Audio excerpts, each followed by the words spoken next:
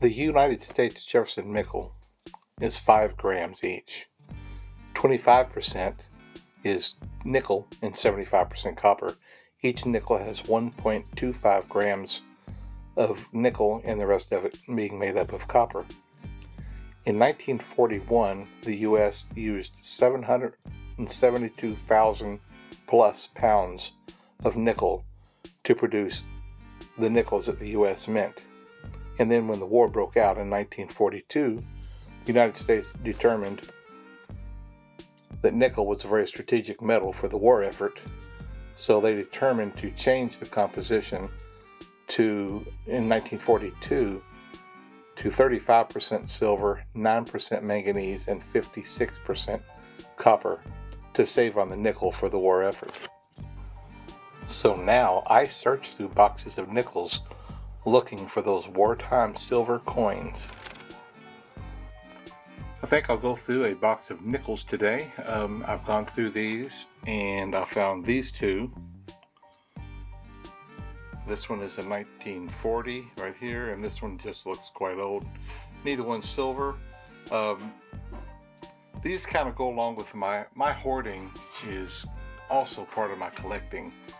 Right now I'm just keeping all of them from 1959 and older. Obviously the silver ones I keep somewhere else. And I just roll them up, and that's kind of my hoarding. Also I have a few nickel books I'm trying to fill. Actually I think it's 3. And we'll see if we get any for my books today. We'll see how many just the older nickels we come across. Hopefully I'll find a silver. I didn't find a silver in the last box, but I did find, I think it was 4 dateless buffalo nickels, which was quite cool. Most I've ever found. So anyway, hopefully we'll find some fun stuff in here today. No pennies. I'll just start the show with that roll that had the 40 ender. And let's see here. 40D. Alright. That's pretty cool. I like those old coins.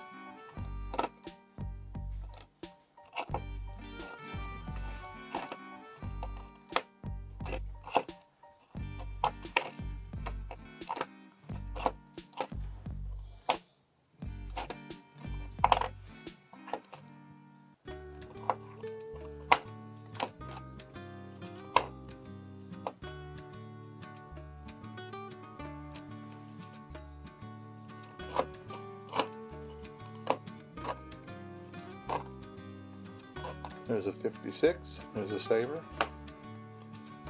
64,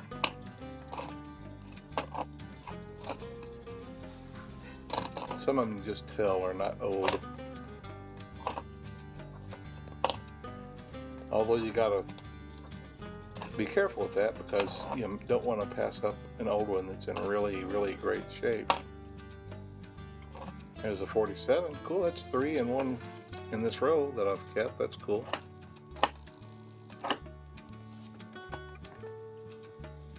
Here's the next, there we go. Here's the next one that had the old looking coin at the end. It's a 46, and it does not at all have that silver look to it. I do need to be careful to watch out for 2009. I'd like to find another one of those. I did find that in the last box.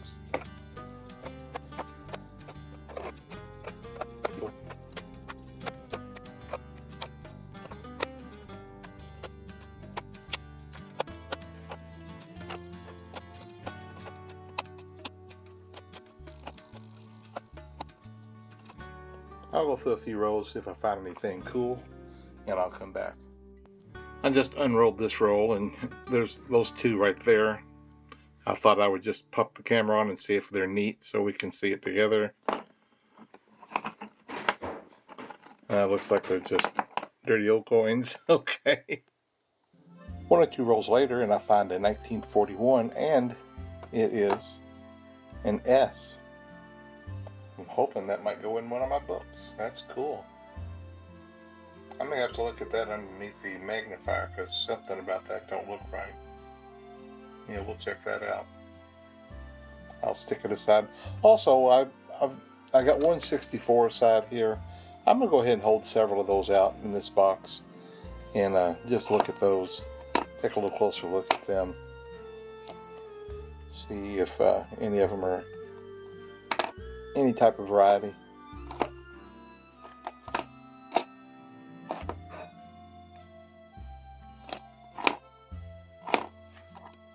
Looks like an old one right there. 41 again. It's a D. Well, that's a pretty good start on these older ones.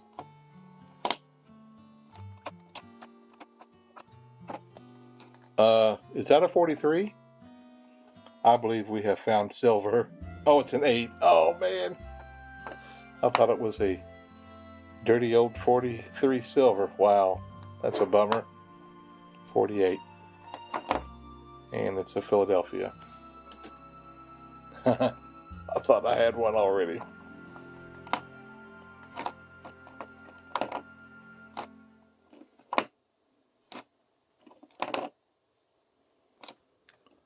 Oh, a handful of rolls later, and I found me a Canadian. It's not steel. 1998. Well, that'll go in my bag of Canadian clad coins.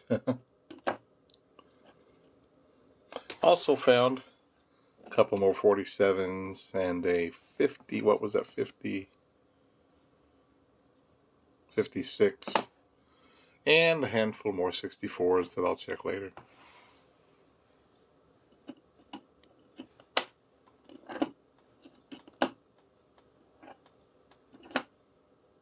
Oh, there's another 1940. Wow, cool. So that's a D. Oh, it's an S. Well, that's neat. Can't wait to check my books when I'm done to see if I need any of these. I came across this 1941, and look at this. Another S. I don't usually find S's very much. That's cool. You realize this coin is 82 years old? Wow. That's wild. I also found another 47.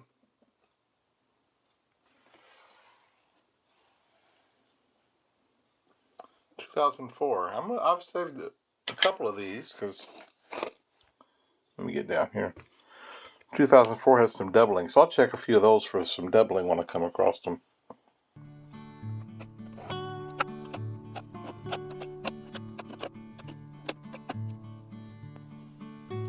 And quite a few rolls later, I have got quite a few 64s, got another 57. But here's a 1939. Let's see if it's lucky enough to be a D. Nope, it's a Philadelphia. That's the first one that I found in the 30s today, though.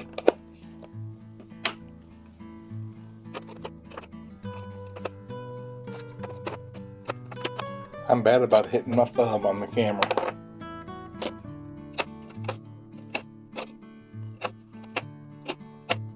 Another 64. Got a lot of those to look at. Another one.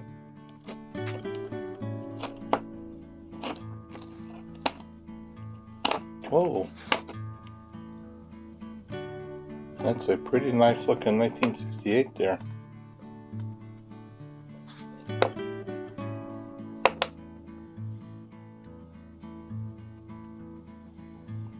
It definitely does not have all the steps. It's in mighty good condition for 68 though.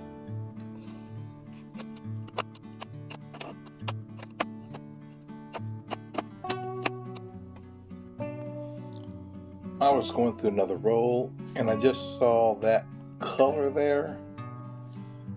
It's kind of like the color of the silver, so I thought I'd just turn on the camera and we'd look. It may not be, but no, it's not. Too bad. 1966. Look at that. The very next roll. Just when you least expect it. We got one. Let's see what year it is. 1944. So cool. I love finding these. God, it's a silver. Wartime silver nickel. Man, I just love these coins. Silver. We love finding silver. I've also found another 1941. It's Philadelphia. And a couple of 50s. Several more 64s. A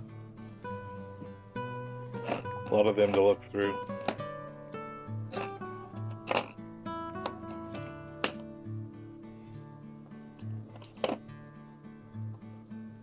It's another 2004. I'll check it out too. Just 2 more rolls to go and I'll have gone through that entire box there. I got a bunch of 64s, 2004 over there. I got my silver. Man, that's what I love to find. Found a couple more from the 50s, those are the 40s, 30s. Anyway, pretty cool. I'll go through all those and let you know if I find anything. Well, none of the coins I found today go in my Jefferson nickel books. The 2004s and 64s, I didn't find any varieties on those either. Well, I got my nickels put in their tubes, the 139, the 40s, the 50s, my silver coin, and that's my bag of clad Canadian coins that whenever I find one, I just stick them in there. That was that 66 that looked really nice, 68. I'm going to just put it in a little container by itself. Oh, that was that one that I thought looked kind of silver, but I don't think it is.